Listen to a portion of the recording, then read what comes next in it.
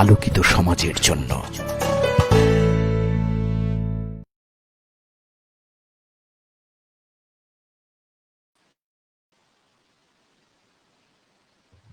আসসালামু আলাইকুম দর্শক মন্ডলী, দেশে এবং দেশের বাইরে থেকে যারা শিক্ষা টিভিতে সংযুক্ত হয়েছেন, শিক্ষা টিভি পরিবারের পক্ষ থেকে আপনাদের সবাইকে শুভ সন্ধ্যা। আপনারা জানেন শিক্ষা টিভি আমরা এই করোনাকালীন সময়ে আমরা প্রতিনিয়ত এই করোনায় বিপর্যস্ত শিক্ষা ব্যবস্থার থেকে উত্তরণের উপায় নিয়ে আমরা আলোচনা করি। তারই ধারাবাহিকতায় আজ আমাদের আলোচ্য বিষয় বিপর্যস্ত শিক্ষা ব্যবস্থা ও প্রাসঙ্গিক ভাবনা। আমরা প্রতিদিন এই শিক্ষা ক্ষেত্রে যারা বিভিন্ন ক্ষেত্রে অবদান রেখে চলেছেন তাদেরকে আমরা আমন্ত্রণ জানাই। আজকেও আমরা তিনজন বিশিষ্ট ব্যক্তিকে আমন্ত্রণ জানিয়েছি যারা শিক্ষাক্ষেত্রে বিভিন্ন অবদান রেখে চলেছেন। আজকে আমাদের সাথে রয়েছেন ঢাকা মহানগরের একটি গুরুত্বপূর্ণ শিক্ষা প্রতিষ্ঠান মিরপুর বিশ্ববিদ্যালয় কলেজ। মিরপুর বিশ্ববিদ্যালয় কলেজের সম্মানিত অধ্যক্ষ এবং জাতীয় বিশ্ববিদ্যালয়ের সিনেট সদস্য, আমাদের স্বাধীনতা শিক্ষক পরিষদের একজন নেতা এবং বিশিষ্ট শিক্ষাবিদ অধ্যক্ষ গোলাম অদুদ। আপনাকে আমরা শিক্ষা টিভির পরিবারের পক্ষ থেকে আজকের এই সন্ধ্যায় স্বাগত জানাচ্ছি।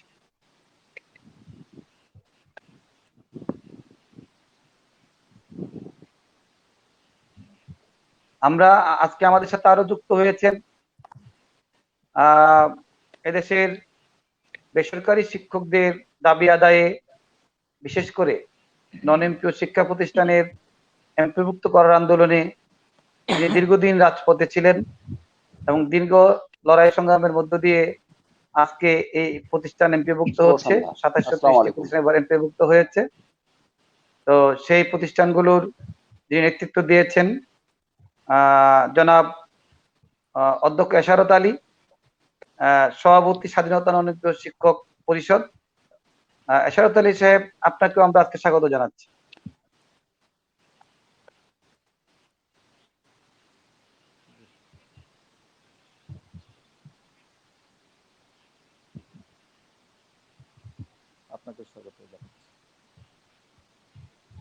ধন্যবাদ। আমাদের সাথে যুক্ত আছেন বাংলাদেশে বেসরকারি শিক্ষার একটি বড় সেক্টর কিন্ডারগার্টেন। আমাদের হাজার হাজার কিন্ডারগার্টেন আছে যারা বেসরকারি উদ্যোগে প্রতিষ্ঠিত হয়ে শিক্ষার অবদান রেখে চলেছে। সেই বেসরকারি কিন্ডারগার্টেন প্রতিষ্ঠানের যে নেতৃত্ব দিচ্ছেন Bangladesh kindergarten school and college পরিষদের চেয়ারম্যান জনাব ইকবাল বাহার চৌধুরী, তিনি যুক্ত হয়েছেন। ইকবাল বাহার চৌধুরী, আপনাকে আমরা স্বাগত জানাই। আসসালামু আলাইকুম। ধন্যবাদ শিক্ষা টিভিকে, সেই সাথে ধন্যবাদ আজকের সম্মানিত সঞ্চালক বিশিষ্ট শিক্ষক নেতা জনাব শাহজাহান সাজুবাকে। সাথে থাকার জন্য সকলকে ধন্যবাদ জানাচ্ছি। ধন্যবাদ। আমরা আজকে আমাদের পর্যায়ক্রমে আমাদের যারা তিনজন বিশিষ্ট শিক্ষানুরাগী এবং শিক্ষার সাথে সংশ্লিষ্ট আছেন, বিশিষ্ট তিনজন নেতা শিক্ষাবিদ, তাদের কাছ থেকে আমরা আলোচনা শুনবো।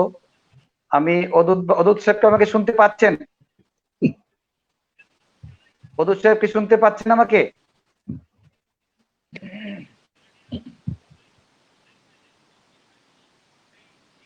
অদূত সাহেব শুনতে পাচ্ছেন কিনা আমাকে?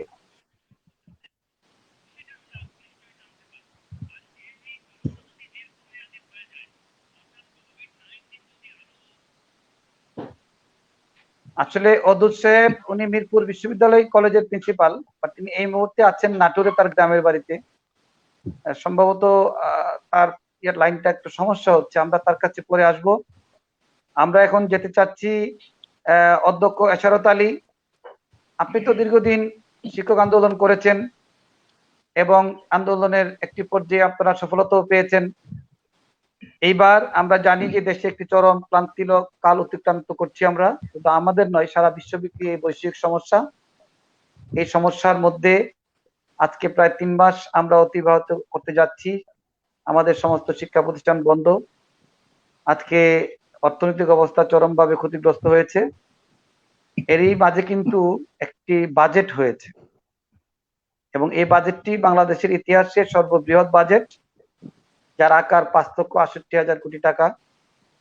এই বাজেটে শিক্ষা এবং প্রযুক্তি খাতে এই বাংলাদেশের ইতিহাসের সর্বোচ্চ বাজেট এবার রয়েছে প্রস্তাবিত বাজেটে 85,762 কোটি টাকা, যেটা আমাদের মোট বাজেটের 15.01%। আমরা জানি যে এই সরকার এইবার 2730টি প্রতিষ্ঠানকে এমপিওভুক্ত দিয়েছে। এর বাইরেও আরো অনেক প্রতিষ্ঠান এমপিওর বাইরে আছে। এখন এই যে আমাদের এই যে সমস্যাটা আমরা অতিক্রান্ত করছি করোনাকালীন সময়ে, নন এমপি প্রতিষ্ঠানগুলো তারা আর্থিকভাবে চরমভাবে ক্ষতিগ্রস্ত হয়েছে। প্রতিষ্ঠান বন্ধ, ছাত্রছাত্রীরা আসছে না, তারা টিউশন ফি দিচ্ছে না, এবং যে যৎসামান্য টাকা প্রতিষ্ঠান থেকে পেতেন সেটাও বন্ধ রয়েছে। এমত অবস্থায় আপনি কি বলবেন এশারত আলী? এই অবস্থার পরিপ্রেক্ষিতে আপনি কি বলবেন জনাব এশারত আলী?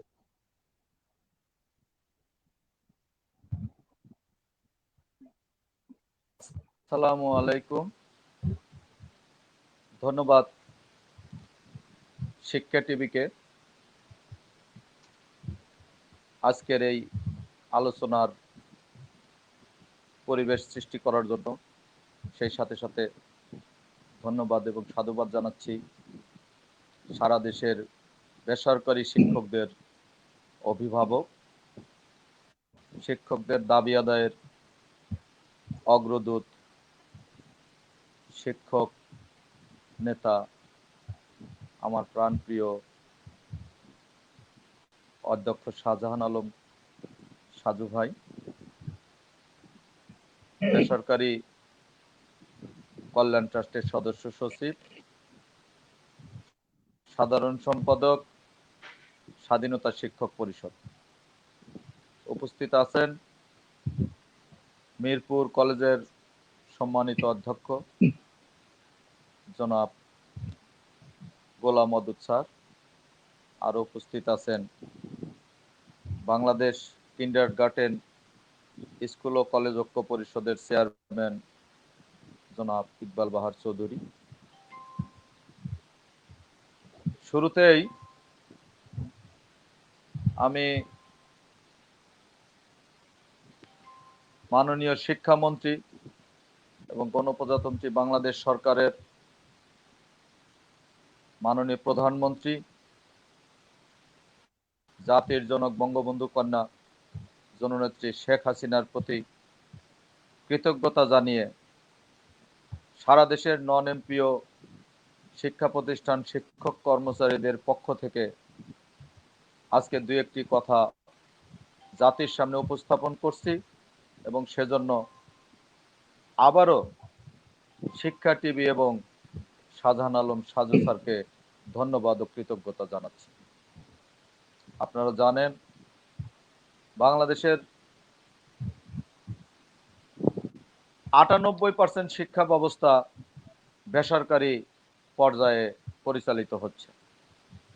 এদেশের এই 98% শিক্ষা ব্যবস্থার আবার 25% রয়েছে নন এমপি, যে প্রতিষ্ঠানগুলো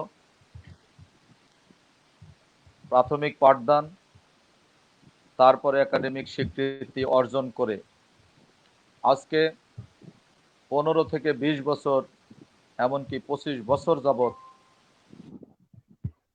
নন এমপি অবস্থায় রয়েছে। এই সকল প্রতিষ্ঠান কর্মরত শিক্ষক কর্মচারীরা বিনা বেতনে অনাহারে থেকে মানবেতর জীবন যাপন করছে।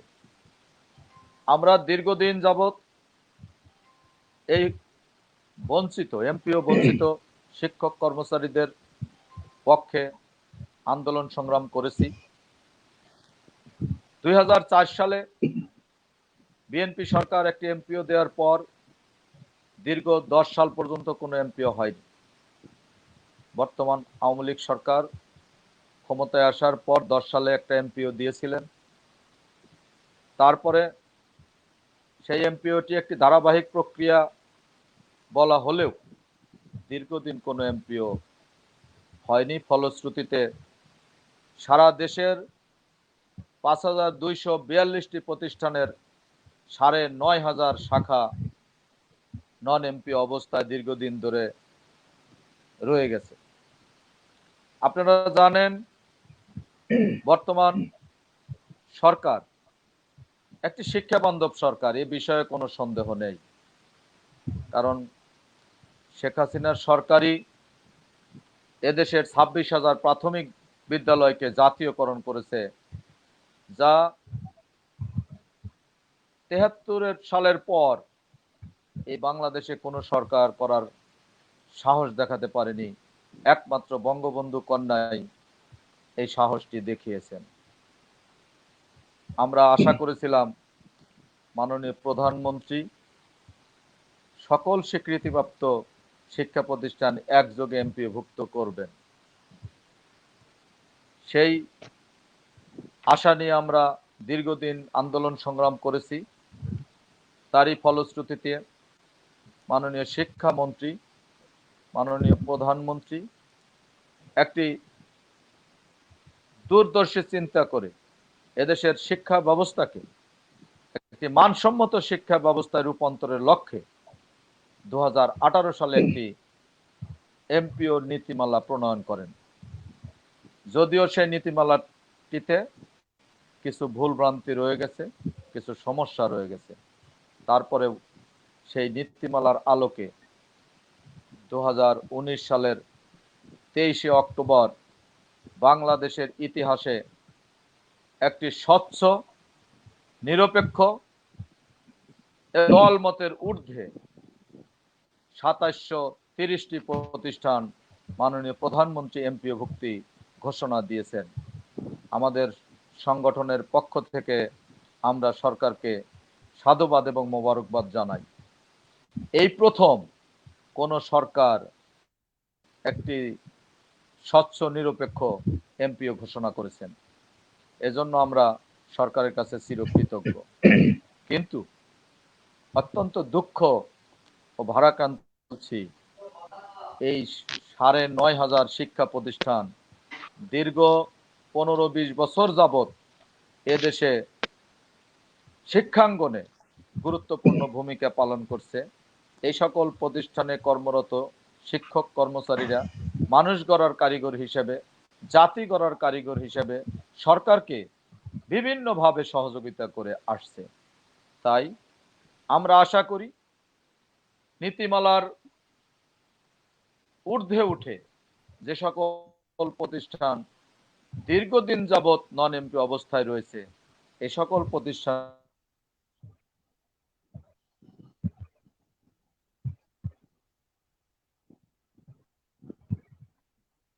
একাডেমিক স্বীকৃতি দেওয়া হয়েছিল, তখন এই প্রতিষ্ঠানগুলোর যোগ্যতা অর্জন করেই কিন্তু স্বীকৃতি লাভ করেছে।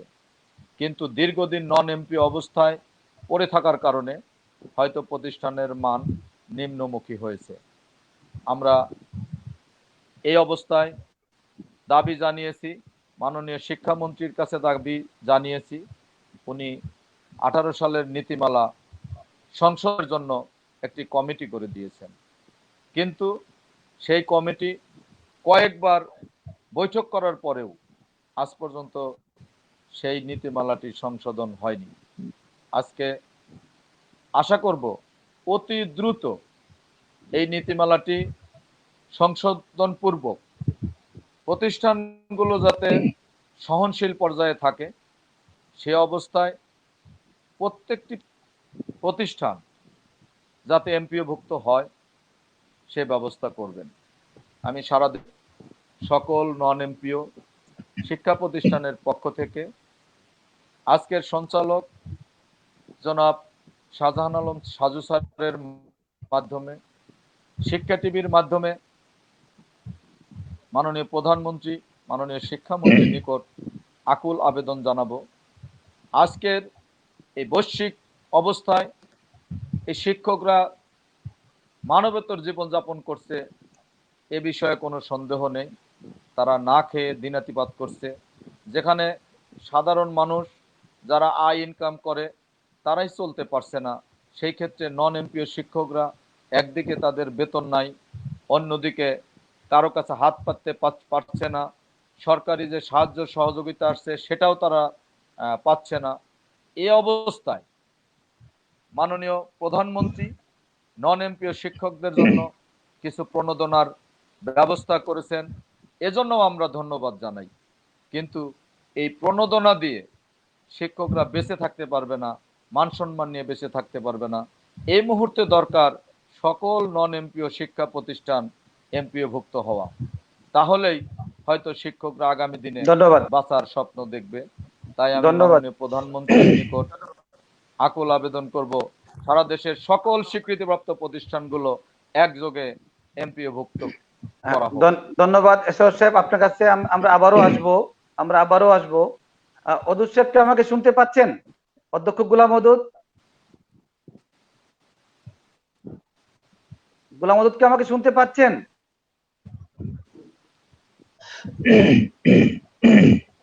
অধ্যক্ষ গোলাম মদুদ শুনতে পাচ্ছেন আমাকে?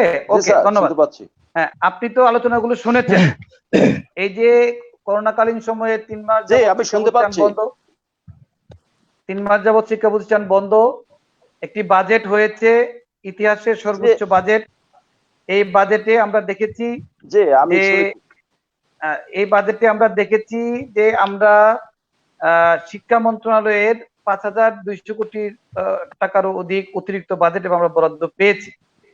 আপনি অনেক বড় প্রতিষ্ঠানের আপনি প্রিন্সিপাল, ঢাকা মহানগরের। আপনার প্রতিষ্ঠানেও অনেক শিক্ষক আছেন যারা এমপিও বহির্ভূত, অনার্স মাস্টার্স থেকে শুরু করে যারা শাখার শিক্ষক আছেন তারা এমপিও বহির্ভূত। তো এমত অবস্থায় এই সংকট আপনারা কিভাবে মোকাবেলা করছেন? এই যে আমাদের প্রতিষ্ঠান বন্ধ হয়ে গেল, রুটিন সব উলটপালট হয়ে গেল, ক্লাস বন্ধ, টিভি সরকার সংসদ টিভির মাধ্যমে চেষ্টা করছে সে ক্ষতি পুষিয়ে আনতে, কিন্তু এই অবস্থায় আমরা কতটুকু ক্ষতি পোষাতে পেরেছি, বা এটাকে আমরা কিভাবে এটাকে উদ্ধার করবো, এটাকে আপনি কি ভাবছেন জনাব গোলাম মওদুদ?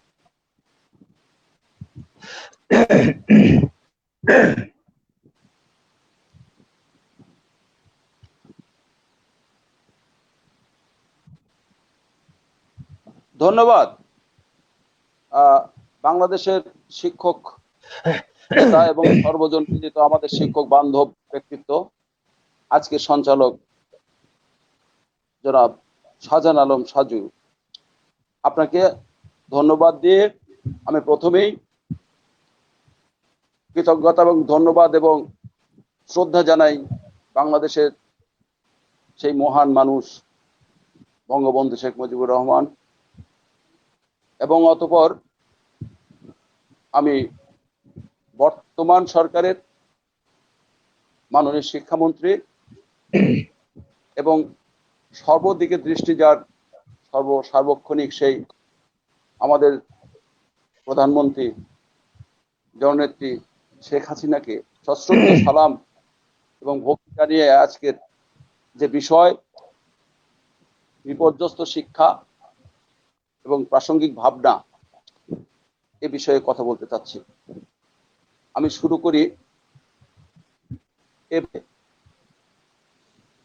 শিক্ষা বাজেট আপনি বলেছেন 5,68,000 টাকা বাজেট, বৃহৎ বাজেট, সর্বোচ্চ ঐতিহাসিক বাজেট। কিন্তু আপনি লক্ষ্য করেছেন যে প্রাথমিক, মাধ্যমিক ও উচ্চশিক্ষা, কারিগরি ও মাদ্রাসার ক্ষেত্রে কিন্তু 63,401 কোটি টাকা বরাদ্দ। এটা কিন্তু অপ্রতুল, কারণ গত বছরের চেয়ে মাত্র 0.01% বেশি।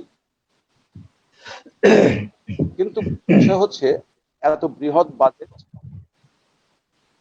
এবং তার প্রায়োগিক চিন্তা ক্ষেত্রে কিন্তু অনেক বৈষম্য আছে। ঠিকমতো এটা প্রয়োগ করা যাবে কি না এ বিষয়ে সন্দেহ রাখে। আমি এভাবে বলতে চাই যে বর্তমান শিক্ষা বান্ধব সরকার A2I এবং ICT ডিভিশন দিয়ে আমাদের সংসদ টেলিভিশনের মাধ্যমে শিক্ষা কার্যক্রম চালাচ্ছেন বটে, কিন্তু আমার পূর্ববর্তী বক্তা শ্রদ্ধেয় অধ্যক্ষ ইশারত আলী সাহেব নন এমপিওদের ক্ষেত্রে আপনিও বলেছেন যে আমার প্রতিষ্ঠানে নন এমপিও, হ্যাঁ আমার প্রতিষ্ঠানে এমপিও শিক্ষক মাত্র 26%, অবশিষ্ট সবাই নন এমপিও। আমার আলোচনাটা হচ্ছে এই ক্রাইসিসটা সমগ্র দেশব্যাপী, এটা আমরা সবাই কম বেশি জানি। সদাশয় সরকারের যে চিন্তা চেতনা নেই সে বিষয়ে আমি মনে করি না, তারাও সহানুভূতির দৃষ্টি দিয়েই তারা ভাবছেন হয়তো, কিন্তু বর্তমান এই বিপর্যস্ত অবস্থায় আমাদের যে অবস্থাটা, প্রতিষ্ঠান ভিত্তিক যে সমস্যা, আমরা ছাত্রদের পাচ্ছি না। বিশেষত কেউ বলছেন 93%, কেউ বলছেন 98% বেসরকারি প্রতিষ্ঠানের শিক্ষকরা, তাদের বেতন ওই ছাত্রদের কাছ থেকে আমরা সংগ্রহ করে শিক্ষকদের বেতন দিই, কর্মচারীদের বেতন দিই, অবকাঠামো তৈরি করি। কিন্তু এই ক্রাইসিসের সময় তাদের থেকে আমরা অনেক দূরে, তাদেরকে আমরা ক্লাসমুখী করছি অনলাইনের মাধ্যমে। কিছু কিছু প্রতিষ্ঠান আমরা অনলাইনের মাধ্যমে করছি, যারা অনগ্রসর প্রতিষ্ঠান আছে তারা জুম বোঝে না, অনলাইন সিস্টেমটা অত বোঝে না। বিশেষত গ্রামের অবস্থা খুবই নাজুক। শহরের যে সকল আধুনিক প্রতিষ্ঠানগুলো আছে তারা হয়তো অনলাইন ভিত্তিক ক্লাস অ্যাটেন্ডেন্স নিয়ে, কিন্তু আমরা যারা উচ্চশিক্ষা, যেখানে অনার্স মাস্টার্স পড়ুয়া প্রতিষ্ঠানগুলো, আমরা না পারছি ছাত্রদের কাছ থেকে সরাসরি টাকা সংগ্রহ করতে। অনলাইন ব্যাংকিং কটা প্রতিষ্ঠানে আছে, বন্ধ রাখা যায় না ওরে, বা অনলাইন ব্যাংকিং সিস্টেম অথবা সরাসরি এসে যে ব্যাংকে টাকা পয়সা দেবে, এই বিষয়ের জটিলতা কিন্তু প্রতিটা প্রতিষ্ঠানে আছে। আমাদের চিন্তা ভাবনা যে শিক্ষা প্রতিষ্ঠানে এতগুলো জনবল কাঠামোকে কিভাবে আমরা বেতন দিব, কিভাবে তাদেরকে চালাবো, কিভাবে তাদের দিনাতিপাত করবে। বর্তমানে এই সংকটকালীন সময়ে আমরা যারা শিক্ষা প্রতিষ্ঠান প্রধান আছি, আসলে আমাদের ঘাম ঝরে যাচ্ছে, আমাদের যথেষ্ট নাজেহাল হতে হচ্ছে। কারণ অধিকাংশ শিক্ষকদের বেতন ছাত্র টিউশন ফি থেকেই আমরা নির্বাহ করে থাকি। আমি ঢাকা 14 আসনের একটা, আপনি জানেন মিরপুর কলেজ ঢাকা 14 আসনের ঐতিহ্যবাহী কলেজ, এখানে 10,000 অধিক ছাত্র ছাত্রী আমার এখানে অধ্যয়ন করে। শিক্ষকও অনেক, প্রায় 1500 মতো।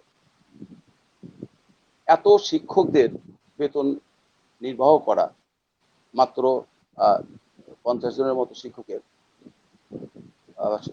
দুঃখিত, শিক্ষক কর্মচারীর এখানে এমপিও করা, অবশিষ্ট সব নন এমপিও। ঢাকা 14 আসনের মাননীয় সংসদ সদস্য আমার কলেজের উনি সভাপতি, অত্যন্ত শিক্ষা বান্ধব ব্যক্তিত্ব। ওনার একটা বিশেষ গুণ আমি না বলে পারছি না। বর্তমান সংসদ সদস্য, মাননীয় সংসদ সদস্য জননেতা আসলামুল হক, উনি অসহায় শিক্ষক কর্মচারীদেরকে উনি দেখভাল করেন, হ্যাঁ, কিন্তু সেটা সাময়িক। কিন্তু দীর্ঘমেয়াদী আমরা কি করব? ওনার হয়তো ওনার নিজস্ব একটা সেল আছে, সেখানে উনি ওপেন করে রেখেছেন, কারোর কোনো প্রবলেম হলে তাদের আর্থিক না এই খাবারের ব্যবস্থাটা উনি করেন, সাপ্তাহিক একটা খাবারের ব্যবস্থা দেন। কিন্তু শিক্ষকরা তো হাত পাততে পারেন না ওইভাবে, কর্মচারীরা ওইভাবে তো বলতে পারেন না। সামাজিকভাবে ওনাদের এমন একটা অবস্থা, আমরা শিক্ষক যেন আমরা সমাজের বাইরের মানুষ, আমাদের সমাজের মধ্যে ওইভাবে ঠিক মতো সাধারণভাবে চলতে পারি না। আমরা শিক্ষক, আমরা হাত পাততে পারি না, আমাদের হাত পাতা নিষেধ। এই এক নাজুক অবস্থার মধ্যে শিক্ষা প্রতিষ্ঠানের শিক্ষকরা, কর্মচারীরা আমরা দিনাতিপাত করছি। এই ক্রাইসিস থেকে বাঁচতে আশা করি, আমার মনে হয় যে খুব দ্রুত শিক্ষা প্রতিষ্ঠানগুলো জাতীয়করণ করা দরকার, একেবারে সরাসরি জাতীয়করণ। এবং এই সরকারি শিক্ষক কর্মচারী এবং বেসরকারি শিক্ষক কর্মচারীদের মধ্যে যে বৈষম্য, এই বৈষম্যটাও অনতি বিলম্বে এটা দূর করে সরকারিভাবে আমাদেরকে যদি দেখেন, সরকার যদি একটা চিন্তা ভাবনা করেন, তাহলে মনে হয় এই ক্রাইসিস থেকে। ধন্যবাদ। আর কতদিন যে ক্রাইসিস থাকবে, কেউ কেউ বলছে 2 বছর ক্রাইসিস থাকবে। তো এই অবস্থায় আমাদের আসলে কাটিয়ে ওঠাটা মুশকিল হয়ে যাচ্ছে।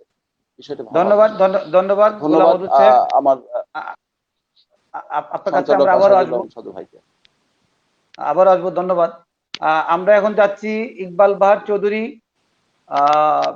কিন্ডারগার্টেন স্কুল অ্যান্ড কলেজের ঐক্য পরিষদের উনি চেয়ারম্যান। আমরা জানি যে কিন্ডারগার্টেন বাংলাদেশে একটি বড় অংশ যারা শিক্ষাক্ষেত্রে বিভিন্ন অবদান রেখে চলেছে। এই প্রতিষ্ঠানগুলো সম্পূর্ণভাবে উদ্যোক্তাদের আর্থিক সহায়তায় পরিচালিত হয়ে থাকে, প্রতিষ্ঠিত হয়েছে, এবং তারা সম্পূর্ণ বেসরকারি উদ্যোগে এই প্রতিষ্ঠানগুলো পরিচালনা করে থাকেন। কিন্তু করোনাকালীন এই সংকটে তারা চরমভাবে ক্ষতিগ্রস্ত, যেহেতু তারা কোনো আর্থিক সরকারি কোনো অনুদান কোনো সময়ই পান না, এবং অধিকাংশ প্রতিষ্ঠান ভাড়া বাড়ির পরিচালিত হয়ে থাকে ভাড়া বাড়িতে। এমন অবস্থায় তারা ভাড়াও দিতে পারছেন না, ছাত্রছাত্রীদেরকেও তারা টিউশন ফি দিতে পারছেন না, শিক্ষা উদ্যোগ দিতে পারছেন না। একটি সংকটের মধ্যে তারা আছেন। এ বিষয়ে আমাদের এই করোনার পরিস্থিতি যদি আরো দীর্ঘায়িত হয়, এক্ষেত্রে এই সংকটটা কি পর্যায়ে যেতে পারে? জনাব ইকবাল বাহার চৌধুরী, আপনি কি মনে করছেন আপনাদের সমস্যাগুলো উত্তরণের জন্য কি উপায় আছে? আসসালামু আলাইকুম। ধন্যবাদ শিক্ষা টিভিকে আমাকে আজকে সারা বাংলাদেশের অবহেলিত কিন্ডারগার্টেনগুলির কথা বলার জন্য, স্টুডিওতে আমন্ত্রণের জন্য। সে সাথে আমি ধন্যবাদ দিচ্ছি আজকের প্রোগ্রামের সম্মানিত সঞ্চালক, বিশিষ্ট শিক্ষক নেতা, শিক্ষা বান্ধব আমার শ্রদ্ধেয় ভাই শাহজাহান আলম সাজু ভাইকে। সে সাথে কৃতজ্ঞতা জানাচ্ছি যারা আমাকে শুনছেন। ধন্যবাদ সকলকে। আপনারা জানেন কিন্ডারগার্টেন শিক্ষা ব্যবস্থা সারা বিশ্বে আজকে একটি সমাদৃত শিক্ষা ব্যবস্থা, যেটা বাংলাদেশেও শিক্ষা কার্যক্রমে অত্যন্ত প্রশংসিত, প্রশংসার দাবিদার রাখে। সেই কিন্ডারগার্টেন শিক্ষা ব্যবস্থা নিয়ে আমি আজকে কথা বলবো। আমার সাথে উপস্থিত আছেন আরো দুজন সম্মানিত অতিথি।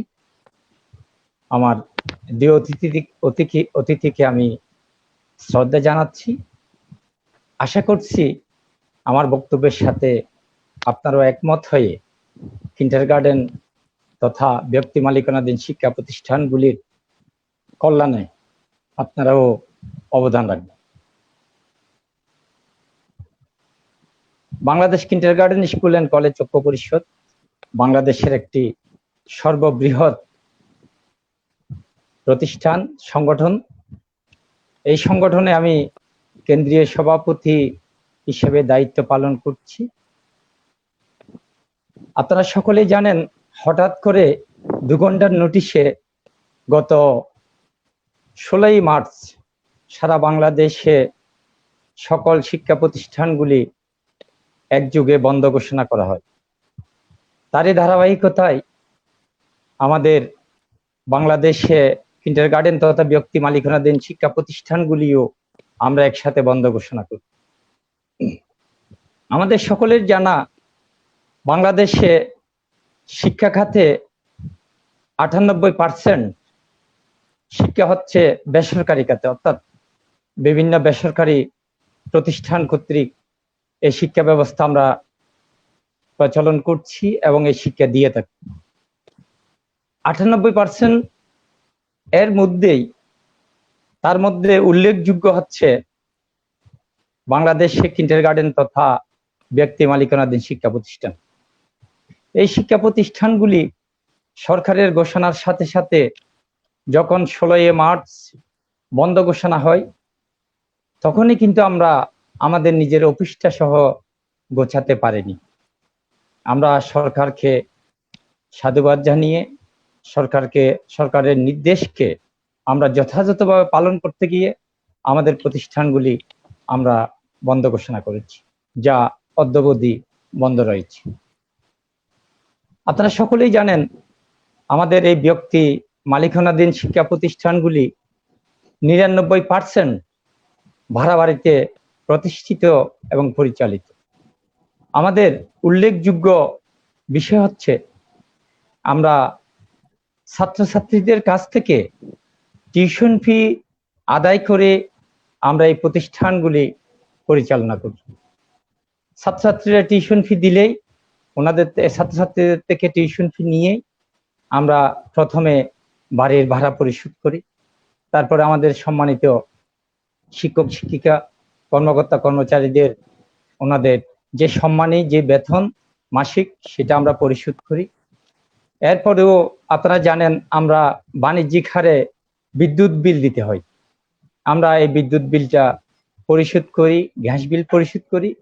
অর্থাৎ আমাদের সকল ব্যয়গুলি ছাত্রছাত্রীদের টিউশন ফির উপর নির্ভরশীল। হঠাৎ করে স্কুল বন্ধ হয়ে আমাদের প্রতিষ্ঠানগুলি বন্ধ হয়ে যাওয়াতে আমরা মার্চ মাসের ফিটাও আমরা ছাত্রছাত্রীর কাছ থেকে আদায় করতে পারি, যার কারণে মার্চ মাস থেকে এই পর্যন্ত আমাদের বাড়ির সকল বাড়ি ভাড়া আমরা বকেয়া রয়ে গেছে, আমরা পরিশোধ করতে পারিনি।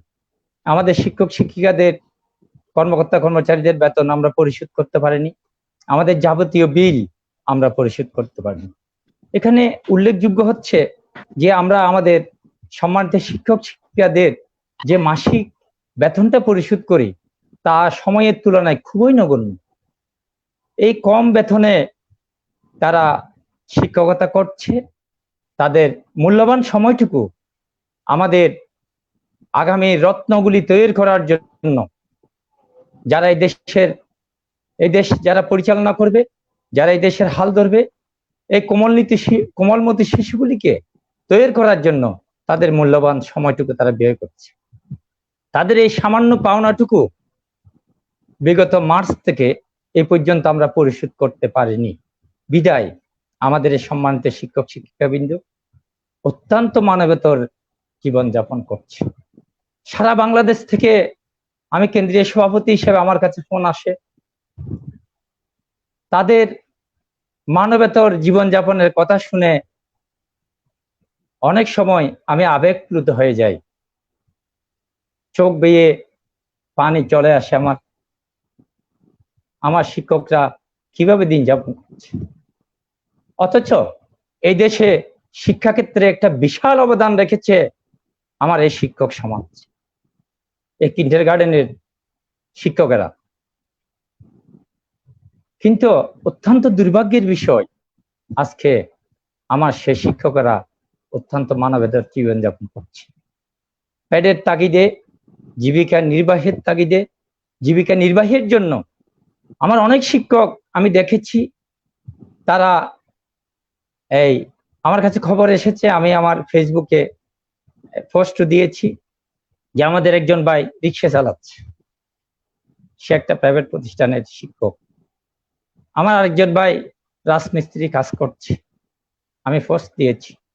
অসংখ্য ভাইরা, অসংখ্য শিক্ষকরা যে ধান কাটার কাজ থেকে শুরু করে দৈনন্দিন যে ডেলি যে কাজগুলি সেগুলি করে জীবন যাপন করছে, জীবিকা নির্বাহন করছে। এটা একটা দেশের জন্য, একটি জাতির জন্য অত্যন্ত একটা দুঃসংবাদ, অত্যন্ত কষ্টের। যারা এই যে আমার সাথে আজকে যারা সম্পৃক্ত হয়েছেন, যে স্যার আমার একটা বিশ্ববিদ্যালয়ের টিচার, প্রিন্সিপাল বিশ্ববিদ্যালয় কলেজের, আর আরেক ভাই আর দুইজন আমাদের সঞ্চালক মহোদয় সহ দুইজনের দুইটা কলেজের প্রিন্সিপাল। আপনারা অবশ্যই আমাদের মতো কোনো না কোনো শিক্ষকের ছাত্র ছিলেন। আজকে যারা এই দেশে যারা চেয়ারে আসীন রয়েছেন, যারা এই দেশ পরিচালনা করছেন, ভুলে যাবেন না আপনারাও আমাদের মতো কোনো না কোনো শিক্ষকের ছাত্র ছিলেন। আজকে আপনাদের সেই শিক্ষক সমাজের একটি অংশ আজকে দুর্বিষহ জীবনযাপন করছে। তারা পেটের তাগিদে, জীবিকা নির্বাহের তাগিদে তারা একেবারে চতুর্থ শ্রেণীর কতগুলি পেশায় আজকে নিয়োজিত হয়েছে। এটা দেশ এবং জাতির জন্য নিঃসন্দেহে একটি লজ্জাজনক অবস্থা। এর থেকে উত্তরণের জন্য, এই সমস্যা থেকে উত্তরণের জন্য আমরা মাননীয় প্রধানমন্ত্রী সহ সরকারের বিভিন্ন পর্যায়ে আমরা আবেদন করেছি, আমরা কথা বলেছি, আমরা সাংবাদিক সম্মেলন করেছি, আমরা বিভিন্ন মহলের কাছে গিয়েছি, যাতে আমাদের এই পরিস্থিতি থেকে উত্তরণের জন্য আমাদেরকে কিছুটা আর্থিক সহায়তা করে। কিন্তু এই পর্যন্ত আমরা সেটার কিছুই পেলাম না। একজন শিক্ষক রিক্সা চালাচ্ছে, একজন শিক্ষক রাজমিস্ত্রি কাজ করছে, একজন শিক্ষক নৌকা বাইছে, একজন শিক্ষক ধান কাটছে। শিক্ষক সমাজ আর কি করলে এই দেশের টনক নড়বে, এই দেশের সরকারের দৃষ্টিগোচর হবে, আমরা সরকারের দৃষ্টিতে আসব, সরকার আমাদের জন্য সহায়তার হাত বাড়িয়ে দেবে। এই সরকার একটি শিক্ষা বান্ধব সরকার, এটাতে কোনো সন্দেহ নেই। আমাদের কিন্ডারগার্টেনের জন্য বর্তমান সরকার অনেক কিছু করেছেন।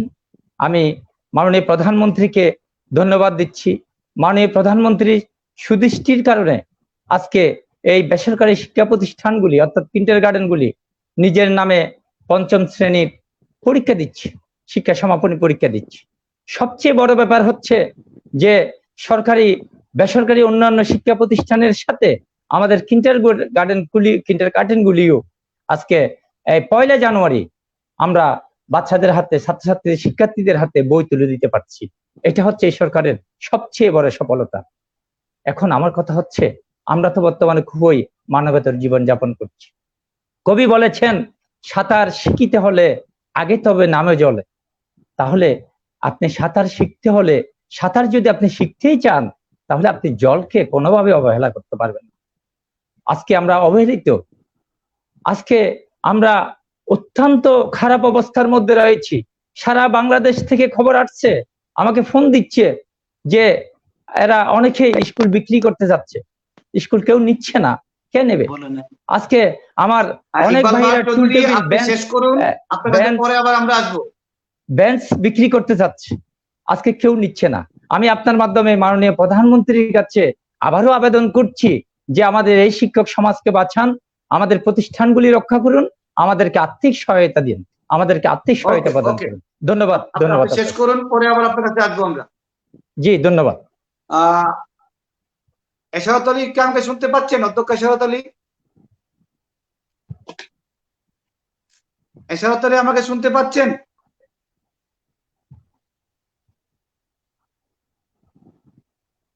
গোলাম মদুদ শুনতে পাচ্ছেন আমাকে? গোলাম মদুদ,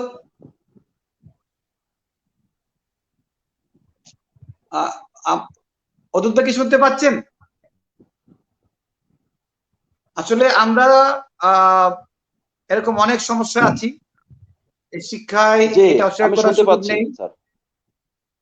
আমরা অনেক সমস্যায় আমরা আছি, আরো অনেক সমস্যা আমাদের ছিল। এই সমস্যা এই সরকারের সময় অনেক সমস্যার সমাধান হয়েছে।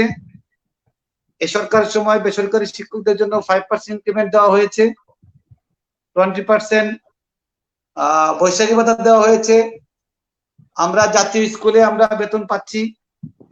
কল্যাণ অফিসের সংকট সমাধানের জন্য মাননীয় প্রধানমন্ত্রী আমাদেরকে 1677 কোটি টাকা দিয়েছেন, যেটা অতীতে কোন সরকার 1 পয়সাও দেয়নি। এরকম অনেক সংকট আমাদের ছিল। যেমন 2004 সালে এমপিভুক্ত বন্ধ হয়েছে বিএনপি সরকারের সময়, এমপি চালু করেছে আওয়ামী লীগ ক্ষমতায় এসে 10 সালে। এশারত সাহেব যেটা বলেছেন, আপনার প্রশ্নটা কাটাকাটা আসছে, আমি বুঝতে পারছি না। আর এইবার এসে 2730টি প্রতিষ্ঠান এমপিভুক্ত হয়েছে। কথাটা শুনতে পাচ্ছি না। আর শুনতে পাচ্ছেন না? এখন কি শুনতে পাচ্ছেন আমার কথা? আপনার কথা আমি শুনতে পাচ্ছি না। এখন শুনতে পাচ্ছেন না? আচ্ছা ঠিক আছে, দেখছি আমরা। আপনি কি শুনতে পাচ্ছেন আমার কথা? আপনারা কি আমার কথা শুনতে পাচ্ছেন? জি পাচ্ছি, শুনতে পাচ্ছি। ধন্যবাদ। এই যে আমরা এই সরকারের সময় যে কাজগুলো হলো, গত দেশ স্বাধীন হলো 50 বছর। এই 50 বছরের মধ্যে আওয়ামী লীগ ক্ষমতা ছিল সব মিলিয়ে 17 থেকে 18 বছর, আর বাকি সময় কিন্তু আওয়ামী লীগ ক্ষমতার বাইরে ছিল। কিন্তু এই সরকারের সময় যেটা আমরা পেয়েছি গত 11 বছরে, এর আগের 40 বছরেও আমরা সেটা পাইনি। এটাই হলো বাস্তবতা। এরপরেও আমাদের অনেক সংকট আছে, এই সংকট সমাধান করতে হবে। বাংলাদেশ আজকে শেখ হাসিনার নেতৃত্বে সারা বিশ্ব উন্নয়নের রোল মডেল। এই উন্নয়নের রোল মডেলকে আজকে এগিয়ে নিতে হলে, বিশ্ব উপযোগী শিক্ষা ব্যবস্থা গড়ে তুলতে হলে এই শিক্ষকদের এই সমস্যা, শিক্ষার এই সমস্যা সমাধান করতে হবে। এখানে গোলাম মাদুদ সাহেব সুন্দর একটি কথা বলেছেন যে শিক্ষা ব্যবস্থা জাতীয়করণ করা। আমরা জানি যে এইবার যে সংকটটার মধ্যে আমরা উপনীত হয়েছি করোনা সংক্রান্ত কারণে, সারা বিশ্ব যখন আজকে শুধু বাংলাদেশ, সারা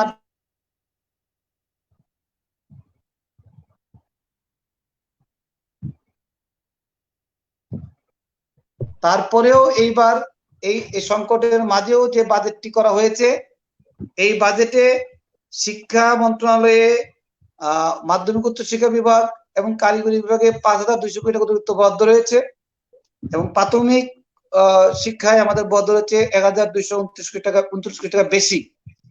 তো এর মধ্য দিয়ে আমরা এই বাজেটটি পেয়েছি, সে বাজেট এখনো পাস হয়নি এবং এদেশের শিক্ষক সমাজের একটি আশা, আমাদের সবার একটি আশা যে এই ঐতিহাসিক মুজিব বর্ষে এই শিক্ষা ব্যবস্থা জাতীয়করণের সূচনা হবে, এই প্রত্যাশা আমরা করি এবং সে প্রত্যাশা সামনে রেখে আমরা এগিয়ে যাচ্ছি। আশা করি যে এই মুজিব শতবর্ষে এই উদ্যোগটি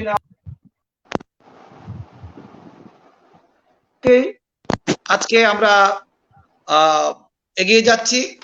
তো গোলাম মাদুদ সাহেব যে কথাটি বলেছেন, এইবার এই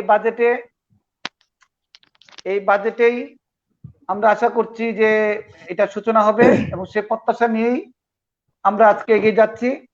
তাই গোলাম মাদুদ সাহেব, আপনি কি আমাকে শুনতে পাচ্ছেন? গোলাম মাদুদ সাহেব শুনতে পাচ্ছেন আমাকে? এশারত সাহেব শুনতে পাচ্ছেন? এশারত সাহেব? আমি কোনো কিছুই শুনতে পাচ্ছি না। এশারত সাহেব কি শুনতে পাচ্ছেন?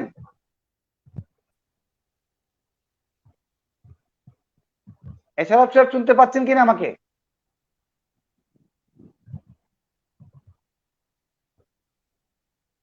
গোলাম মাদুদ শুনতে পাচ্ছেন না আমাকে?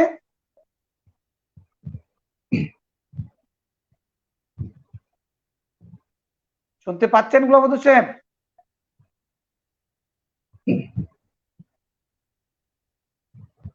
অধ্যক্ষ গোলাম মাদুদ কি আমাকে শুনতে পাচ্ছেন?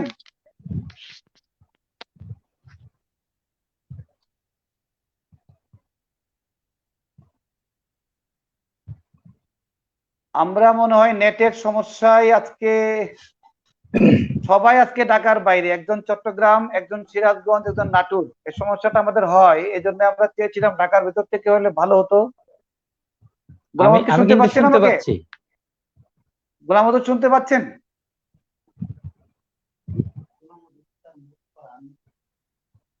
গোলাম মাদুদ আপনারটা আনমিউট করেন, আপনারটা আনমিউট করেন, আপনারটা গোলাম মাদুদ আপনি আনমিউট করেন।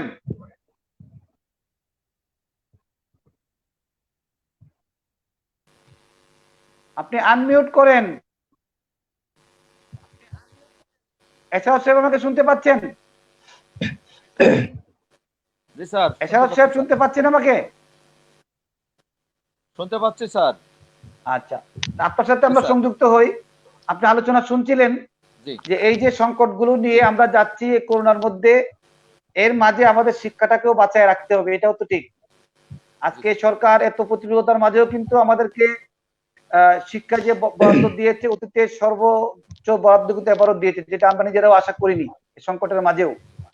এখন এই যে আমাদের ক্লাস বন্ধ, আমরা ছাত্রছাত্রীদের যেতে পারছি না, এই অবস্থায় এই শিক্ষার ক্ষতি পুষিয়ে আনার জন্য আপনি কিভাবে ভাবছেন এই ক্ষতি আমরা কিভাবে পোষাতে পারি?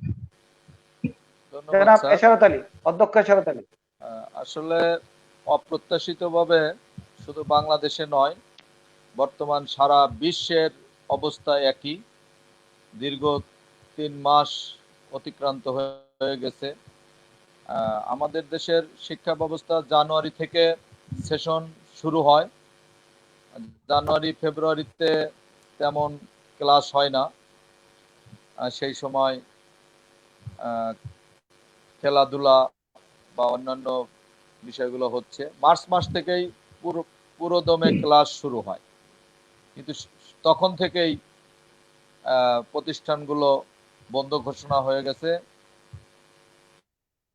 আসলে এটা অপ্রত্যাশিতভাবে বন্ধ।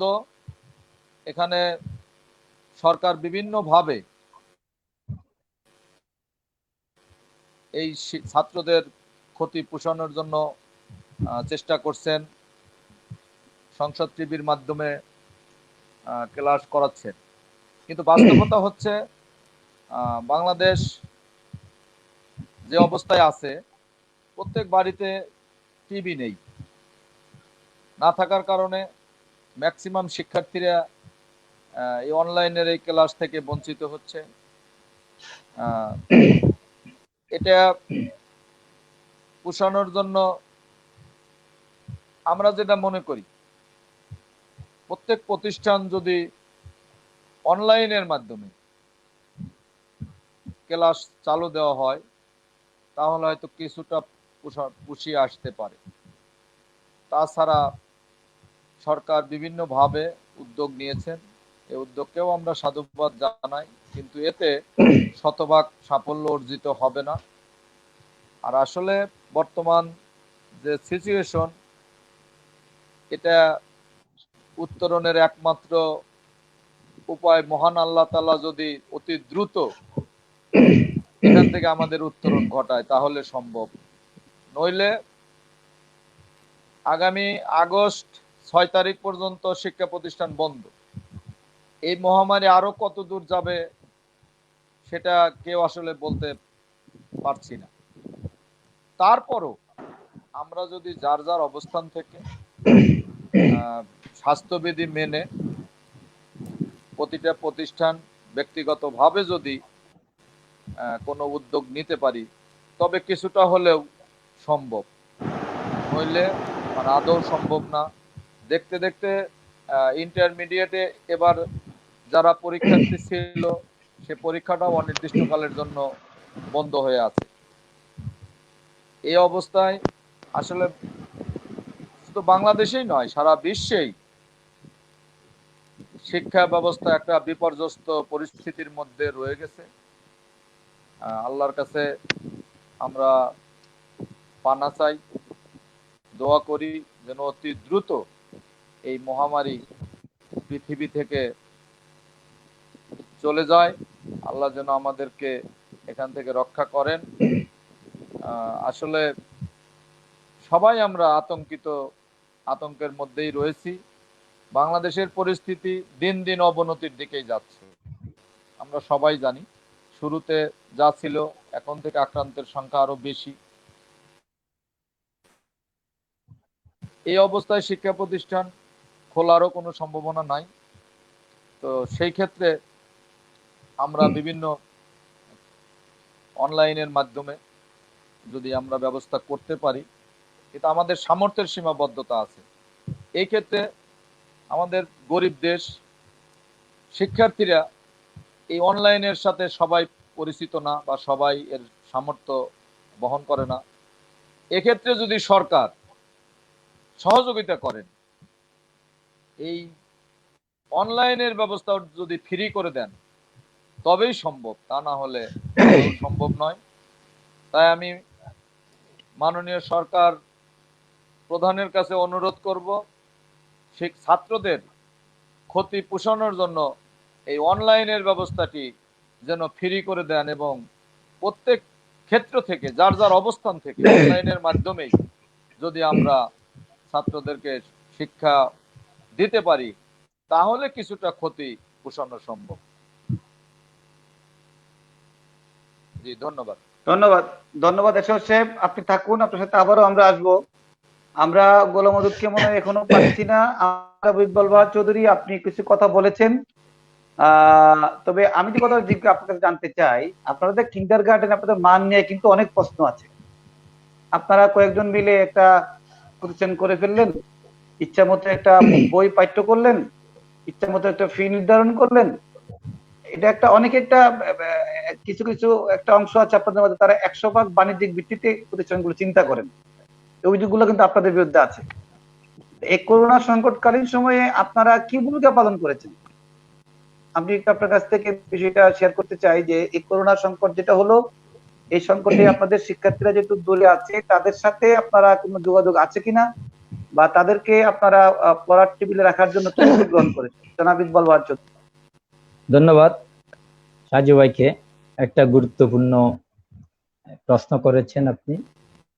সেটি হচ্ছে যে আমাদের বিরুদ্ধে অভিযোগ আছে যে আমরা কয়েকজনে মিলে একটা প্রতিষ্ঠান করে ফেলি, করার পরে তারপরে নিজের ইচ্ছে মতো বইগুলি করি, এই জাতীয় অনেক অভিযোগ আমরা মাঝে মধ্যে এটা শুনতে পাই। আমি এই ব্যাপারে আপনার সাথে কিছুটা দ্বিমত পোষণ করে দেশ এবং জাতিকে আপনার মাধ্যমে জানিয়ে দিতে চাই। আসলে আমাদের বর্তমান মাননীয় প্রধানমন্ত্রী যে চাকরির প্রতি না ঝুঁকে শিক্ষিত ছেলে মেয়েদেরকে যে ক্রিয়েটিভিটি অর্থাৎ তৈরির দিকে যুক্ত বলছেন, কলকারখানা প্রতিষ্ঠা, বিভিন্ন শিক্ষা প্রতিষ্ঠা থেকে শুরু করে, যাতে কিছু করে স্বাবলম্বী হতে পারে, নিজের পায়ে দাঁড়াতে পারে, সেদিকে দৃষ্টি দিয়েছেন। আমরা মাননীয় প্রধানমন্ত্রী এই কথাটাকে গুরুত্বের সহিত বিবেচনা করে আমরা যারা বিভিন্ন বিশ্ববিদ্যালয় থেকে লেখাপড়া শেষ করে আমরা সরকারি চাকরির জন্য দৌড়াদৌড়ি না করে, বিভিন্নভাবে প্রতিযোগিতা পাশা না করে আমরা এই প্রতিষ্ঠানগুলি সম্পূর্ণ নিজস্ব অর্থায়নে এটা আমরা প্রতিষ্ঠিত করেছি। নিঃসন্দেহে আমাদের এই উদ্যোগ একটি প্রশংসনীয় উদ্যোগ, এটাকে অবশ্যই সকলে সাধুবাদ জানানো উচিত আগামীর জন্য। এবং আরেকটি কথা আপনি বলছেন যে আমরা নিজের ইচ্ছা মতো বইগুলি করি, আসলে জিনিসটা যেভাবে প্রচারিত ততটুকু ঠিক না, কিছুটা আংশিক সত্য। আমরা কিছুটা বই নিজেরা তৈরি করি। এই যে যেমন ধরেন, আমি আপনাকে একটা উদাহরণ দিই। আমাদের প্রথম শ্রেণীর যে বইটি, ম্যাথ বইটি, এই বইটিতে আমার মনে হয় বাংলাদেশে আপনাদের মতো যারা আছেন তাদের বাচ্চাগুলি আমাদের মতো প্রতিষ্ঠানে লেখাপড়া করে, তাদের খুব কম সংখ্যকই ছেলে মেয়ে মনে হয় আপনাদের প্রাইমারি স্কুলে পড়ে বা পড়ে কিনা আমি আমার জানা নেই। তো তাই আপনার বাচ্চাকে যখন আমি প্রথম শ্রেণীর যে গণিত বইটি আপনার বাচ্চার হাতে তুলে দেব, সেখানে তো ছবি ছাড়া আর কিছুই নেই। আমি এই বইটির বিরোধিতা করছি না, আমি এই বইটি সম্পর্কে বলতে চাচ্ছি, এই বইটি যারা প্রণয়ন করেছেন, এই বই প্রণয়ন কমিটিতে যারা আছেন, আমরা অত্যন্ত অভিজ্ঞ দেশের বরেণ্য শিক্ষাবিদ, তারা এই বইটি প্রণয়ন করেছেন। সে অজপাড়া গায়ের, সে গোলপাতার ছাউনির খালি গায়ে স্কুলে যায় যে সেই বাচ্চাটির কথা মাথায় রেখে। তো সে বইটি আজকে ন্যাশনাল কারিকুলামে আমরা আছি বিদায়, সরকারি পাঠ্য বইগুলি আমরা পড়াই বিদায় এই বইটা আমরা পাঠ্য করেছি। এখন আমাদের প্রতিষ্ঠানগুলিতে পড়ে, বিশেষ করে এরাও পড়ে, আমরা খুব নিম্ন মধ্যবিত্ত এবং উচ্চবিত্ত সব শ্রেণীর সন্তানদেরকে আমরা পড়াই এবং আমাদের প্রতিষ্ঠানে লেখাপড়া করে। আপনার বাচ্চাকে যখন আমি শুধু এই বইটি তুলে দেব, তাহলে আপনার বাচ্চা তো মাশাআল্লাহ ভালো খেয়েছে, ভালো পড়েছে, ভালো পরিবেশে জন্মগ্রহণ করেছে, ভালো বন্ধু বান্ধবের সাথে, ভালো পরিবেশের ছেলে মেয়েদের সাথে মিশে এই বইটি সে যখন দেখে, সে বলে এই বইটি এখানে কি পড়বো, পড়ার তো কিছু নেই। এই জন্য আমরা নিজে কিছু বই লিখে আমরা আমাদের সন্তানদের হাতে তুলে দিই, যারা ওই বইটার পাশাপাশি অধিক জ্ঞান অর্জনের জন্য আমরা এই বইগুলি সাধারণত পাঠ্য করে থাকি, যেটা বর্তমানে এই আপনাদের বিভিন্ন আলোচনা লেখালেখির কারণে আমরা এটা সীমিত পরিসরে করে ফেলছি। এখন আমাদের কিন্তু প্রতিষ্ঠানগুলিতে বইয়ের সংখ্যা কিন্তু অনেক কম। ন্যাশনাল কারিকুলাম আছে, জাতীয় পাঠ্যপুস্তক বইগুলি আমরা সবগুলি পড়াই এবং এগুলিকে বর্তমানে বেশি আমরা প্রাধান্য দিচ্ছি। আরেকটা বিষয় হচ্ছে, আমি একটু আপনাকে বলতেই হচ্ছে যে বাজেটের কথা আপনি বলেছেন। আমি এর আগে আমার কথা বলার সময় আমি সুযোগ পাইনি। আমরা মাননীয় প্রধানমন্ত্রী যেহেতু শিক্ষা বান্ধব সরকার, উনি যেহেতু বুঝেন এবং জানেন আমরা শিক্ষা ক্ষেত্রে কিন্ডারগার্টেনগুলি এক বিশাল অবদান রেখেছি। আমাদের মাননীয় শিক্ষা প্রতিমন্ত্রী যদিও বা আগে বলে থাকেন এরা বেসরকারি, তাহা অ্যামেন্ডমেন্ট করে আজকে না কবে জানি একটা বক্তব্যে ওনার শুনলাম যে এই প্রাথমিক বিদ্যালয়ে টিচারদেরকে অনেক বেশি টাকা বেতন দিতে হয়। বেতন দেওয়ার পরেও এই যে কিন্ডারগার্টেনে 3000 টাকা বেতনে যে শিক্ষকরা চাকরি করে, তারা আমাদের সরকারি প্রাথমিক বিদ্যালয়ের শিক্ষকদের চেয়ে অনেক বেশি লেখাপড়া করায়, অনেক বেশি শিক্ষা দিয়ে থাকে। আমি মাননীয় প্রতিমন্ত্রী মহোদয়কে কৃতজ্ঞতা জানাচ্ছি, ধন্যবাদ জানাচ্ছি ওনার বক্তব্যের জন্য। উনি সত্যিটি স্বীকার করার জন্য, আমাদের আগের কষ্টটি এখন মুছে গিয়েছে। উনি যেহেতু সত্যটি স্বীকার করেছেন যে আপনারা জানেন যে আমরা বাচ্চাদেরকে অ্যাপ্রোপ্রিয়েট এডুকেশন অর্থাৎ প্রপার শিক্ষাটা, যথাযথ শিক্ষাটা আমরা দিয়ে থাকি। আপনারা যারা এখানে আছেন, বর্তমানে চেয়ারে আসীন আছেন, আমার মনে হয় আপনাদের মধ্যে অনেকেই আমাদের মতো কিন্ডারগার্টেনে লেখাপড়া করেই আজকে একটা পর্যায়ে এসেছেন, এই দেশ পরিচালনা করছেন, একটা চেয়ার আপনারা এনজয় করতেছেন, একটা চেয়ারে আছেন, এই দেশে ভূমিকা রাখছেন, এই দেশ পরিচালনার জন্য, এই দেশের উন্নয়নের জন্য আপনারা ভূমিকা রাখছেন। আপনারা আমার মনে হয় বেশিরভাগই আমাদের মতো কিন্ডারগার্টেনের শিক্ষক, কিন্ডারগার্টেনের ছাত্র ছিলেন। আমি বাজেটের ব্যাপারে যে কথাটি বলতে চেয়েছিলাম, আমরা আশা করছিলাম এবার এই বাজেটে কিন্ডারগার্টেনের জন্য আলাদা করে বরাদ্দ থাকবে। এটা আমরা বিভিন্ন মাধ্যমে বিভিন্নভাবে মাননীয় প্রধানমন্ত্রীর দৃষ্টিতে আনতে চেয়েছি এবং আমরা আবেদনও লিখেছি, যেহেতু এখন কোভিড-19 করোনা কালে, মহাসংকট কালে যে বিশাল বাজেট বরাদ্দ হয়েছে, এর মধ্যে কিন্ডারগার্টেনের জন্য আলাদা কোনো বরাদ্দ আমাদের জন্য থাকবে। এখনো বাজেটটা পাস হয়নি। আমি আপনার মাধ্যমে মাননীয় অর্থমন্ত্রী, প্রধানমন্ত্রী সহ বাজেটের সম্পৃক্ত সবাইকে জানাচ্ছি যে আমাদের কিন্ডারগার্টেনের জন্য যাতে আলাদা একটি বাজেট ঘোষণা করেন। ধন্যবাদ আপনাকে। হ্যাঁ, আপনি শেষ করুন। ধন্যবাদ সাজু ভাই, শেষ করছি। ধন্যবাদ। এশারত ভাই কি আমাকে শুনতে পাচ্ছেন? এশারত ভাই, জনাব এশারত আলী আমাকে শুনতে পাচ্ছেন? জি জি। আচ্ছা, আপনি তো আমাদের কিন্ডারগার্টেনের প্রতিনিধির বক্তব্য শুনলেন। এদেশে কিন্ডারগার্টেন ও এদেশের শিক্ষাক্ষেত্রে একটি বড় ভূমিকা পালন করছে। এরকম অনেক সমস্যা কিন্তু আমাদের আছে। যেমন প্রাইমারিতে আমরা জানি যে প্রাইমারি নিয়োগ নিয়েও একটি প্যানেলের দাবি আছে। 37,000 যারা পরীক্ষা দিয়ে পাশ করে প্যানেল মুক্ত হয়েছিলেন, তাদেরও দাবি হলো যে তাদেরকে নিয়োগ দেওয়া হোক, কারণ নিয়োগ প্রক্রিয়া অনেক সময়ের ব্যাপার, অনেক পদ শূন্য আছে, তারা এটা নিয়ে কথা বলছেন। আমরা জানি এসিটি শিক্ষকরা তারা দীর্ঘদিন যাবৎ চাকরি করেছেন প্রজেক্টের উদ্দেশ্যে, প্রজেক্ট শেষ হয়ে যাওয়ার ফলে তাদের আবার নতুন করে অন্তর্ভুক্ত তারাও দাবি জানিয়েছেন। আমাদের স্বতন্ত্র ইফতেদায়ী তারা তাদের বেতনের জন্য তারা দীর্ঘদিন যাবৎ দাবি জানাচ্ছেন, তারা একটি অংশ সামান্য বেতন পান, আরেকটি অংশ পানি না। তারপর হলো নন এমপিও যারা আছেন তো আছেনই। এবার যেহেতু আপনার প্রতিষ্ঠানটিও এমপি হয়েছে, আমরা জানি এরকম 27-30 এমপিভুক্ত হয়েছে। এমত অবস্থায় আমাদের যে এই সংকট যেটা হলো, এখন যে গ্যাপটা সৃষ্টি হলো, এই গ্যাপ হয়তো করোনা একটা সময় এসে করোনার পরিসমাপ্তি ঘটবে। যদি এটা আরো লিঙ্গার হয় তো সময়টা আরো বেশি নষ্ট হবে। এমত অবস্থায় আমরা এই আমাদের যে ক্ষতি পুষিয়ে আনতে হলে এই যে শিক্ষকগুলো যারা আছেন বেতনের বাইরে, তো এই ব্যাপারে আপনার সাজেশন কি থাকবে?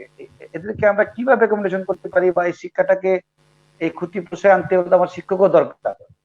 এমত অবস্থায় আমরা কি করতে পারি, সরকার কি করতে পারে? আপনার সাজেশন কি থাকবে একজন শিক্ষক নেতা হিসেবে?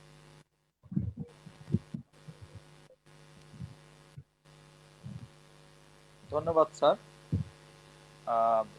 আসলে বাংলাদেশের প্রেক্ষাপটে এবারের যে বাজেট উপহার দিয়েছেন, প্রস্তাবনা করেছেন, বিশাল বাজেট, সেক্ষেত্রে শিক্ষায় বরাদ্দ রয়েছে। আপনি জানেন গত বাজেটে নন এমপিও শিক্ষকদের জন্য যে বরাদ্দ দেওয়া হয়েছে আর যে প্রতিষ্ঠান এমপিওর জন্য ঘোষণা করা হয়েছে, সেই মুহূর্তেই 400 কোটি টাকা বেঁচে গিয়েছে। তারপরে এখন সেই এমপিও ভুক্ত প্রতিষ্ঠানের শিক্ষকদের বেতন দিতে গিয়ে আরো প্রায় 200 কোটি টাকার মতো বেঁচে যাবে। তাহলে যে বরাদ্দ দেওয়া হয়েছিল সেখান থেকে 50% টাকা গত বাজেটেই কিন্তু সরকারের মানে বেঁচে যাচ্ছে। আমি মনে করি এই টাকা দিয়ে 2700 সামথিং প্রতিষ্ঠান এমপিভুক্ত ঘোষণা করেছেন, ইচ্ছা করলে আরো 2-2,500 প্রতিষ্ঠান এমপিভুক্তি দেওয়া যেত। যেহেতু দীর্ঘ 15-20 বছর যাবৎ এই নন এমপি প্রতিষ্ঠানগুলো শিক্ষাঙ্গনে, বাংলাদেশের উন্নয়নে, বাংলাদেশের সরকারকে সহযোগিতা করেছে। অনেক কঠোর পরিশ্রম করেছে এই শিক্ষকরা। অনেক আগেই এমপিও ভুক্তি হওয়ার কথা ছিল, তারপরেও এতদিন প্রতিষ্ঠানগুলো ধরে রেখেছে। আমি মনে করি যে এই প্রতিষ্ঠানগুলো এমপি হওয়া দরকার। এবং মাননীয় প্রধানমন্ত্রী, আপনারা জানেন মাননীয় প্রধানমন্ত্রী আমাদের মা। উনি ইচ্ছা করলে উনি যে কোনো সমস্যা উনি সমাধান করতে পারেন। বাংলাদেশের প্রেক্ষাপটে আমি বলবো যে এদেশের বিভিন্ন ক্রান্তি লগ্নে, বিভিন্ন সমস্যায় মাননীয় প্রধানমন্ত্রী ওনার দূরদর্শী চিন্তার দ্বারা, ওনার দুঃসাহসিক চিন্তার দ্বারা সমস্যার সমাধান করে আসছেন। আজকের এই বৈশ্বিক মহামারীতে উনি দেশকে অত্যন্ত সুন্দরভাবে নেতৃত্ব দিয়ে এগিয়ে নিয়ে যাচ্ছেন। তাই আমি মনে করি যে উনি ইচ্ছা করলে সকল নন এমপি প্রতিষ্ঠানকে একযোগে এই মুহূর্তে এমপি ভুক্তির ঘোষণা দিতে পারেন। টাকা একটা বড় সমস্যা। এতদিন আমরা শুনে এসেছি যে অর্থ প্রাপ্তি সাপেক্ষে এমপিও ভুক্তি দেয়া হবে।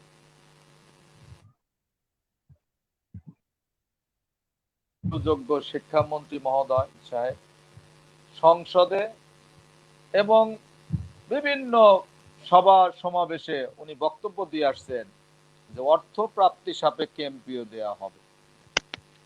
বর্তমান শিক্ষামন্ত্রী এইসব কথাবার্তা না বলে উনি এমপিওর ব্যবস্থা করেছেন। তাই আমি মনে করি যে সদিচ্ছাটাই হচ্ছে সবচেয়ে বড় কথা। আর যেহেতু গত বাজেটে অর্থ বরাদ্দ আছে, অতএব আরো কিছু প্রতিষ্ঠান অন্তত এমপিও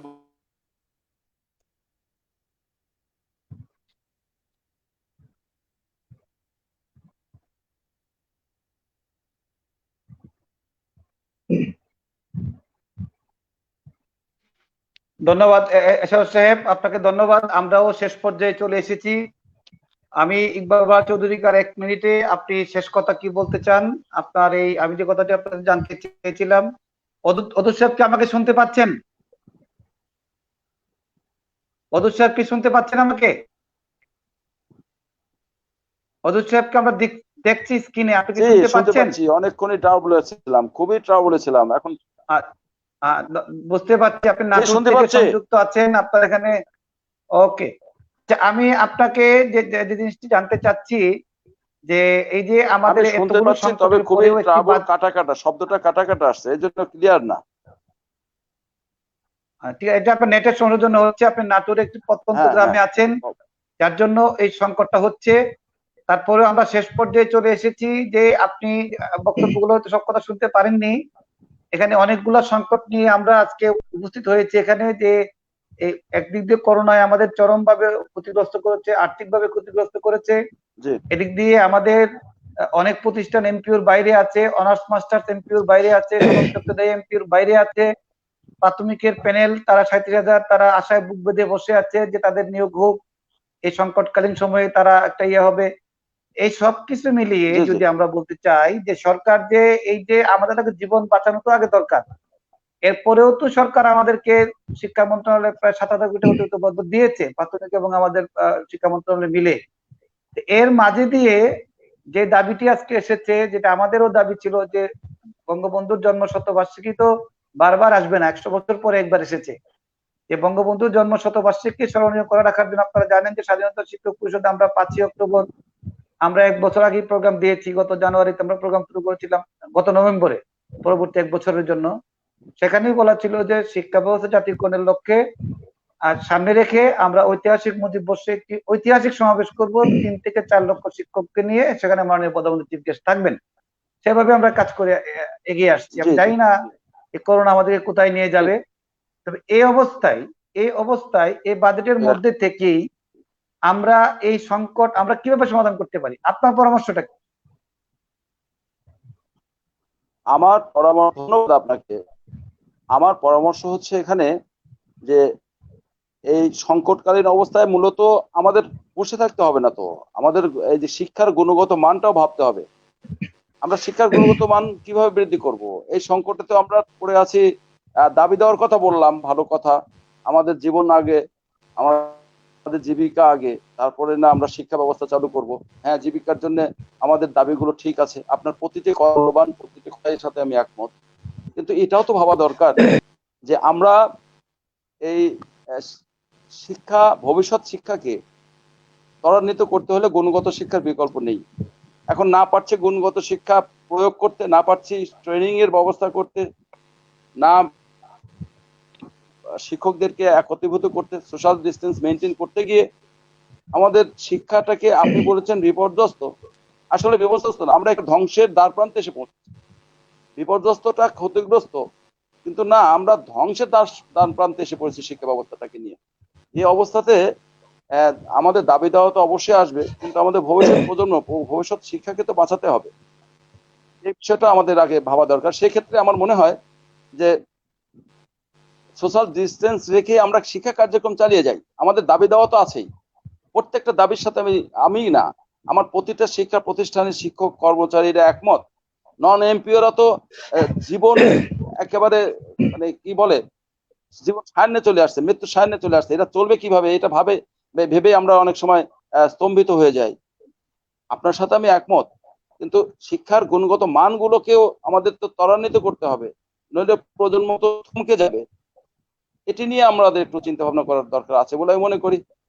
আর এই সংকটকালীন সময়ে আমাদের দাবি মাননীয় প্রধানমন্ত্রী জননেত্রী শেখ হাসিনা দেখছেন, আমি জানি, আমরা জানি সবাই, আমরা শিক্ষক সমাজ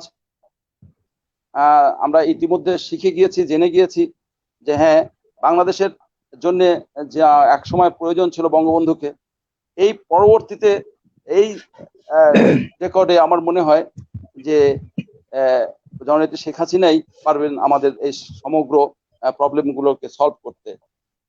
এটা আমি মনে করি, সদিচ্ছা থাকলেই সবকিছু সম্ভব।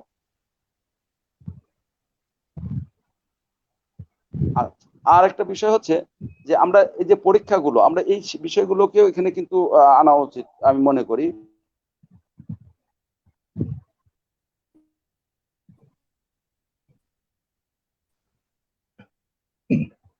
যে পরীক্ষা ব্যবস্থাটাকে চালু রাখার বিষয়টা থাকবে। সেই 18 মাস থেকে শুরু হয়েছে বন্ধ, একই অবস্থা।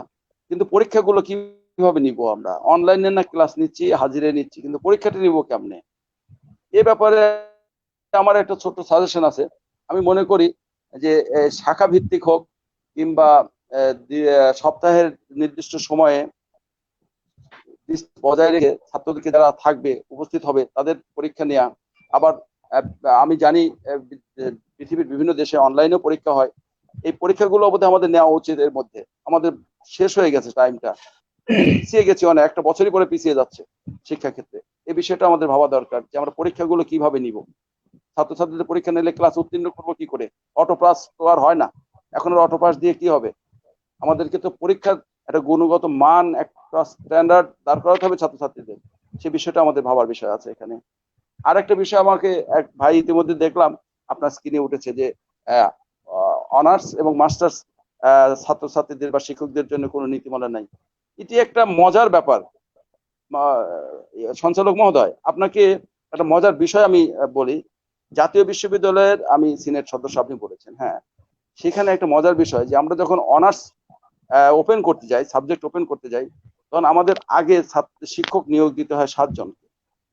এখন এই 7 জন শিক্ষককে নিয়োগ দেওয়ার সাথে সাথে আবার জাতীয় ইউনিভার্সিটির পরিপত্র আছে, তাদের বেতন দিতে হবে। এখন দেখেন, আমার ছাত্র কিন্তু ভর্তি করে নেই, প্রসিডিং চলছে, ওপেন হবে, তারপরে তারা ভর্তি হবে, তাদের বেতন দিতে হবে। কিন্তু আমরা ইতিমধ্যে বেতন দেওয়া শুরু করে দিই ওই শিক্ষকদের।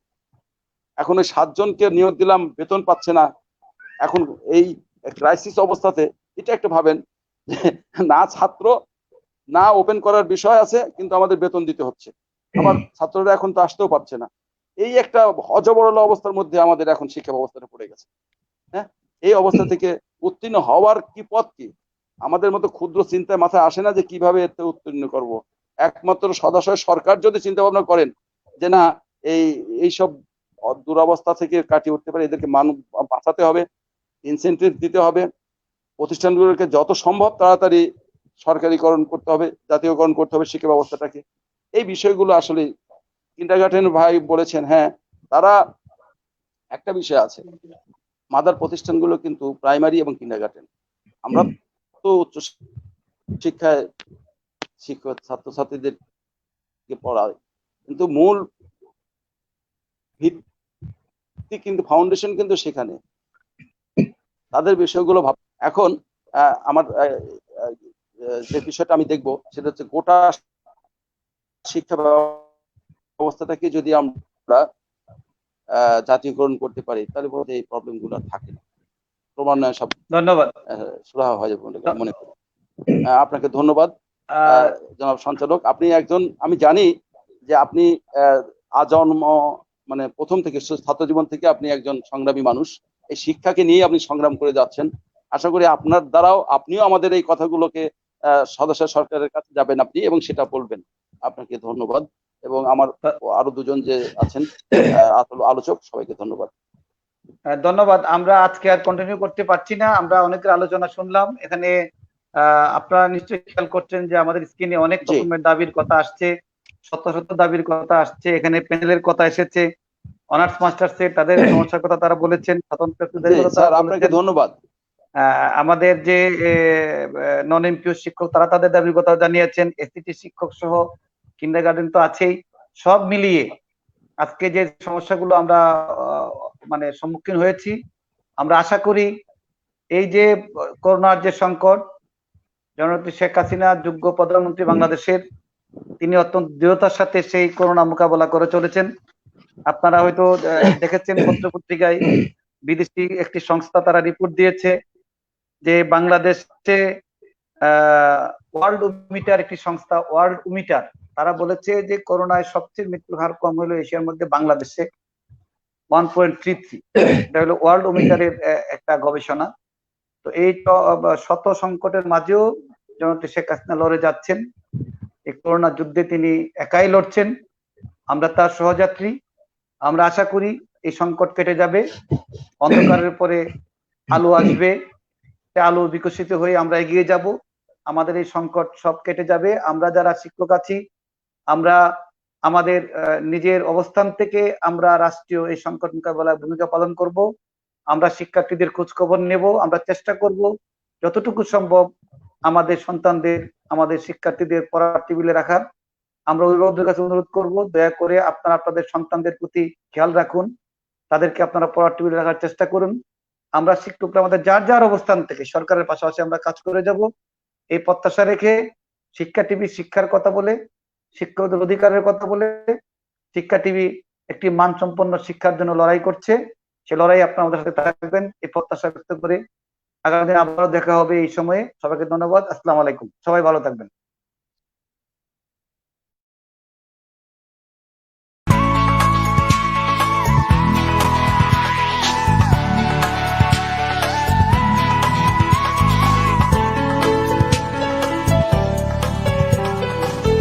শিক্ষা টিভি, আলোকিত সমাজের জন্য।